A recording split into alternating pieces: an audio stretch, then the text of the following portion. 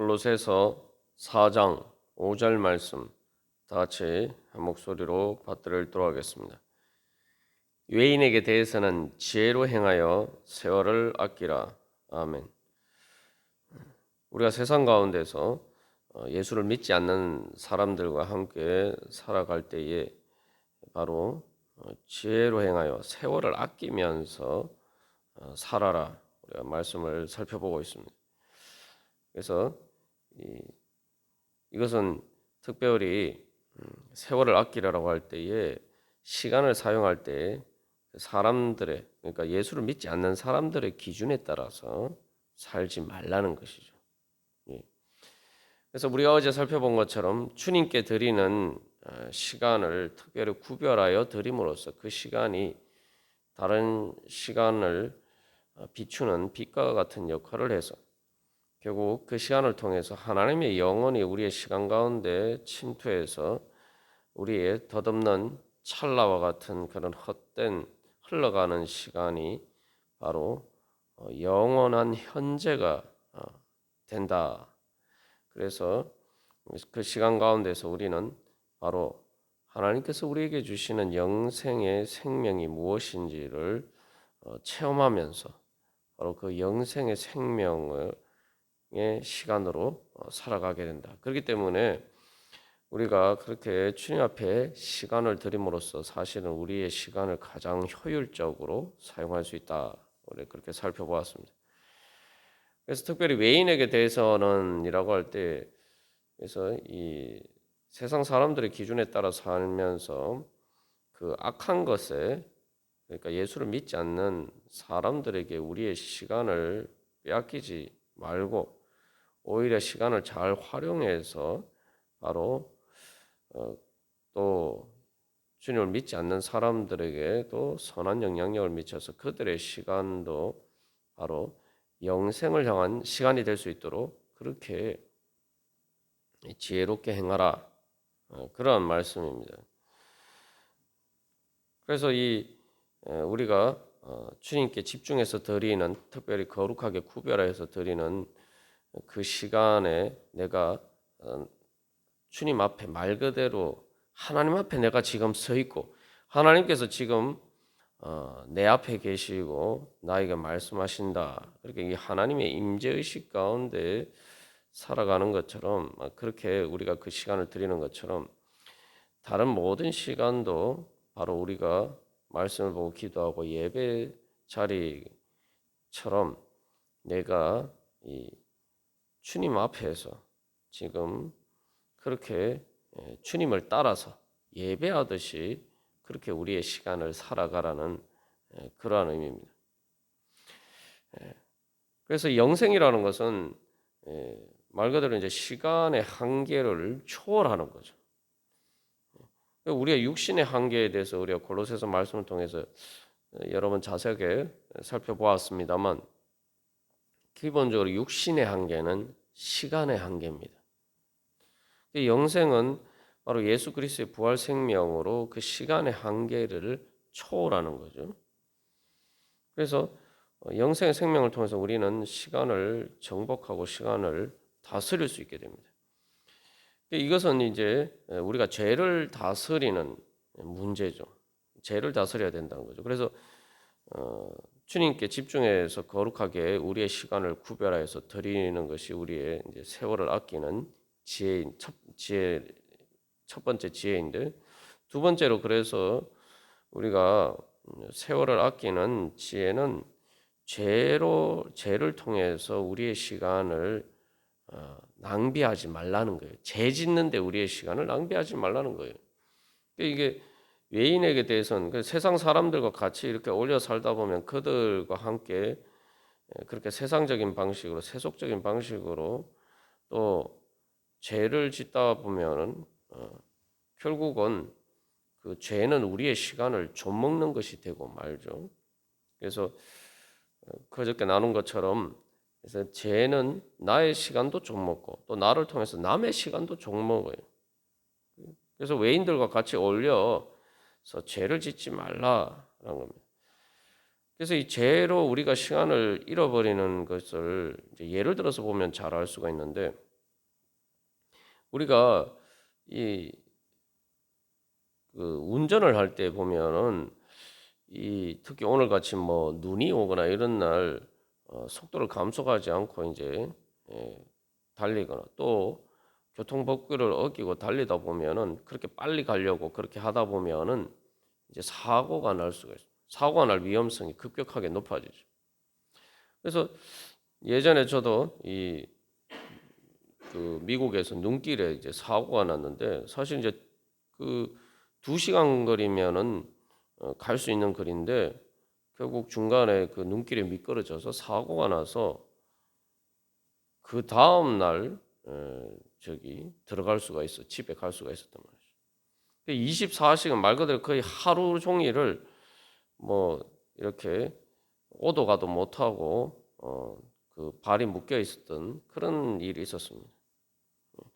뭐 제가 뭐 특별히 과속을 한 건 아닙니다만 눈이 오기 때문에 조금 더 이렇게 속도를 줄였어야 되는데 라는 말이죠. 그래서 이게 조금 더 내가 천천히 갔으면 하는 이제 그런 후회가 있었습니다만 우리가 죄라는 게 그렇습니다. 사람들이 이제 착각하는 것 중에 내가 죄를 짓고 또 사람들이 보기에는 세상 사람들이 보기에는 죄가 아니라고 생각하지만 하나님의 말씀에 불순종하면서 내 마음대로 살면은 우리가 그것이 이제 선악과의 유혹이 그러하듯이 하나님과 같이 되어서 내가 정말 이 말 그대로 이제 과속을 해서 달려가면 빨리 가는 것처럼 보죠. 남들보다 더 빨리 가고 더 성공적으로 사는 것처럼 보인단 말이죠. 그러나 그래서 이제 표면적으로 그렇게 보이니까 우리가 자꾸 이렇게 그런 영적인 안전을 무시하고 그렇게 우리가 하나님의 법을 어기고 불순종하면서 세상 사람들과 같이 이제 그들과 마치 속도 경쟁을 하듯이 그렇게 세상의 흐름에 따라 살다 보면은 결국은 영적으로 사고가 나게 되어 있습니다. 뭐 육적으로는 그냥 우리가 운전하는 경우에는 과속을 한다고 다 사고가 나는 건 아니지만 영적으로 하나님의 법을 어기고 그렇게 우리가 달려가면 그래서 죄를 지으면 나에게 더 유익한 것처럼 나에게 더 성공적인 것처럼 그렇게 생각하고 달려가면 사실은 그 자체가 이미 벌써 사고가 난 거예요. 영적으로는 100% 확실하게 사고가 나는 겁니다.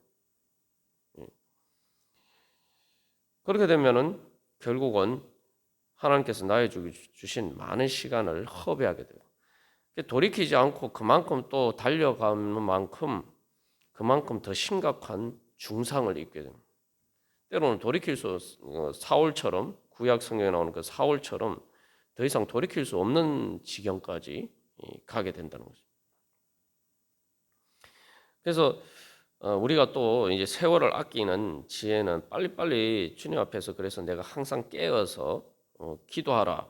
4장 2절에서도 얘기했지만 우리가 늘 깨어서 주님 앞에서 내가 그렇게 하나님의 말씀에 따라서 성령의 인도하심에 따라서 가지 않고 세상 조류에 따라서 가고 있지 않느냐. 나도 모르게 내가 세속적인 흐름에 휩싸여서 그렇게 가고 있지 않느냐. 이거 빨리빨리 깨달아 알아야 돼. 그래서 빨리 회개하고 멈추면은 어떻게 됩니까? 우리가 그만큼 지난 시간을 돌이킬 수가 있죠. 그래서 회개라는 말 자체가 돌아간다라는 말인데 그래서 우리가 죄를 짓는 만큼은 우리가 하나님 나라를 향해서 하나님께서 주신 은혜의 그 목적을 위해서 구원의 완성을 위해서 우리가 달려가는 길인데 죄를 지으면 사람들이 빨리 달려간다 이렇게 생각하지만 사실은 거꾸로 돌아가는 거예요. 역주행하는 거란 말이죠.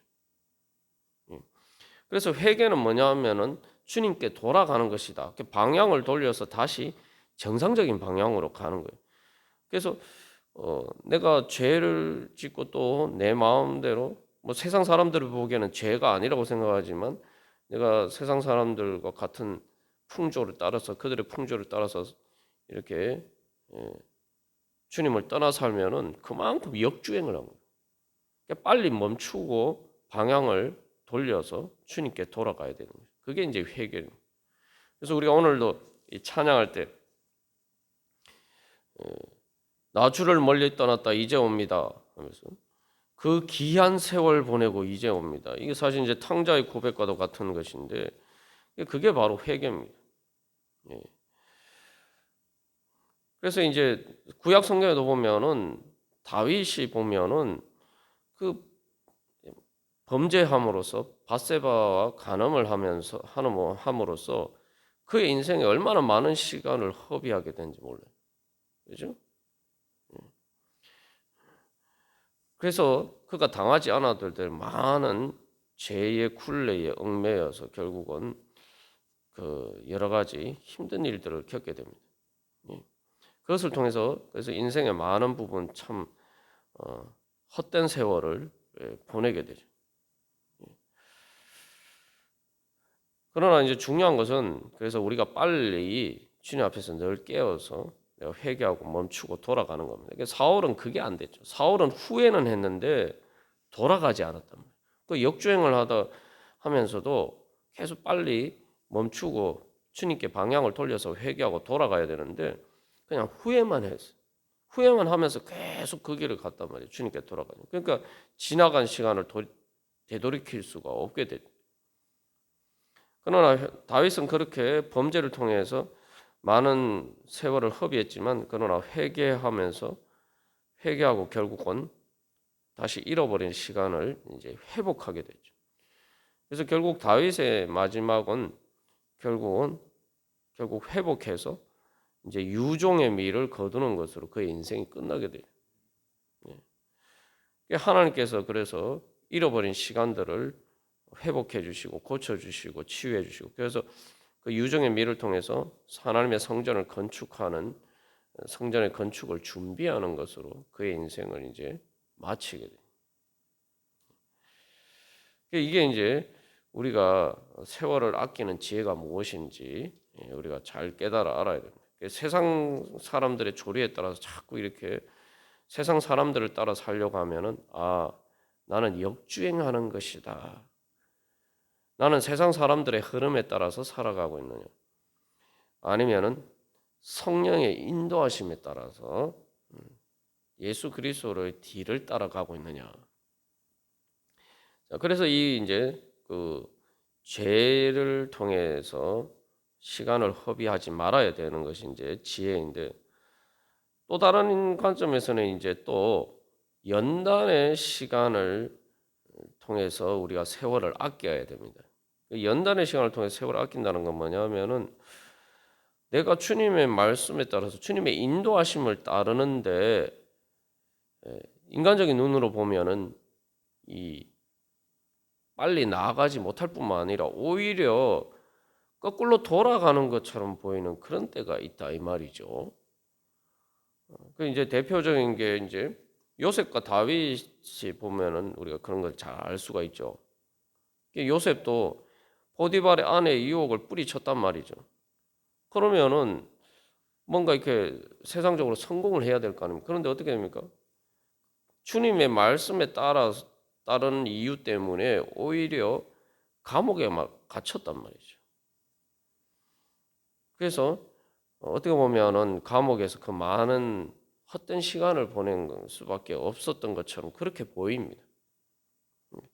말 그대로 이게 전진하는 게 아니라 자꾸 이렇게 점점 더 이렇게 나락으로 떨어지는 거죠. 다윗도 마찬가지죠. 다윗도 그가 이제 왕이 되기 전에 보면은 하나님께서 그를 왕으로 세우고 나신 다음에 또 골리앗을 무찌른 그러한 성공 이후부터 사울에게 시기와 질투를 받아서 이제 사울에게 쫓기는 과정이에요. 그래서 어떻게 보면 그 연단의 과정을 보면은 뭐 계속 이렇게 도망 다니고 그렇게 합니다. 그래서 어떻게 보면은 요셉이나 다윗이나 10대 후반과 20대의 그 가장 인생의 그 귀한 시간을 사실은 그렇게 자기 자신의 죄 때문이 아니라 다른 사람의 죄 때문에 시간을 허비한 것처럼 보입니다. 다윗도 어떻게 보면 뭐 주님께 순종하지 않았다면은 또 주님의 그 사명이 아니었다면 그런 연단을 안 받았을 될 수도 있죠. 어떻게 보면 그들의 시간은, 그 젊은 나날들의 시간은 잃어버린 시간이 됩니다. 그러나 중요한 것은 우리가 주님의 뒤를 따르면은 내가 때로 시간을 허비하는 것처럼 보이고, 내가 왜 이루고 살아야 되나, 왜 내가 지금 이런데 이렇게 시간을 낭비하면서 헛된 것에 내가 이렇게 묶여서 살아야 되느냐, 그런 생각이 들지만, 그러나 주님의 뒤를 따라 행하는 것이 사실은 세상적인 것과 달리 바로 가장 시간을 아끼는 길이었다라는 거죠. 오히려 그 기회를 잘 활용하는 그런 것이었던. 그래서 이제 요셉에 대해서 이야기를 할 때도, 요셉이 그렇게 감옥에 갇혔는데 또 보디발의 그 종으로 살 때에도 성경은 하나님께서 그와 함께 하셔서 하나님께서 그를 형통하게 하셨다라고 이야기해요. 하나님의 시간의 기준에서 보면은 그 시간이 헛된 시간이 아니란 말이죠. 낭비한 시간이 아니란 말이죠. 그것은 오히려 그 시간은 연단의 시간이었단 말이죠. 욥도 마찬가지. 그래서 욥기 23장 10절에서 그렇게 고백하죠. 내가 가는 길을 그가 아시나니 그가 나를 단련하신 후에는 내가 순간같이 되어 나오리라. 그래서 요셉과 다윗과처럼 또 욥처럼 우리가 주님의 뜻을 따라서 믿음으로 행하는 가운데 내가 여러 가지 어려움을 당하고 또 그런 과정에 있을 때에 우리가 믿음으로 계속 그 시간을 지키면은 바로 그 시간들은 단순한 고난의 시간, 잃어버린 시간이 아니라 연단의 시간이 되어서 오히려 주님께서 주신 가장 귀한 은혜의 기회를 잘 활용하는 가장 값진 시간이 된단 말이죠. 그래서 그러한 시간들이 터널을 지나가는 깜깜한 굴 속에 갇힌 것처럼 보이지만, 굴과 같은 그러한 감옥에 갇힌 것처럼 보이지만 실상은 감옥이 아니라 터널이란 말이죠. 주님 하나님의 시간의 기준에서 보면 터널이 뭡니까? 오늘날도 고속도로, 이제 요즘은 기술이 많이 발달해서 웬만한 곳은 이렇게 돌아가는 굽이 그렇게 가지 않고 고속도로를 낼 때는 전부 다 터널을 뚫잖아요. 그 뭡니까? 그래서 터널이라는 것은 결국 출구가 있을 뿐만 아니라 그게 이제 사실은 직진하는 길, 가장 빠른 지름길이란 말이죠. 우리가 주님의 뒤를 따라 행하면은 돌아가는 것처럼 보이고, 때로는 거꾸로 가는 것처럼 보이고, 그저 세상을 따라 사는 사람들은 잘 나가는데 나는 주님 말씀을 따라 살다 보니까 오히려 뒤처지는 것처럼 보이고 그렇게 하지만, 사실은 그렇게 믿음으로 살아가는 것은 사실 주님께서 내어주신 바로 그 지름길을 따라 가는 거죠. 그래서 요셉이 고백합니다. 요셉이 뭐라고 고백합니까? 나중에 결국 그가 잃어버린 시간처럼 보였지만 사실은 그 시간들을 통해서 연단이 되어서 오히려 그 시간이 요셉이 국무총리로서 결국 모든 죄와 그의 형들이나 사람들의 죄로 인한 것들을 극복할 수 있는, 죄와 사망의 권세를 이길 수 있는 절호의 기회가 되었죠. 그래서 요셉이 총리가 된 후에 그 아들 므낫세를 낳고 이름을 므낫세라고 지은 이유가 뭡니까? 그가 고백하기를 하나님이 내게 내 모든 고난과 내 아버지의 온 집 일을 잊어버리게 하셨다. 주님께서 다 잃어버린 시간처럼 보였지만 주님께서 그 모든 잃어버린 시간을 회복시켜 주셨다.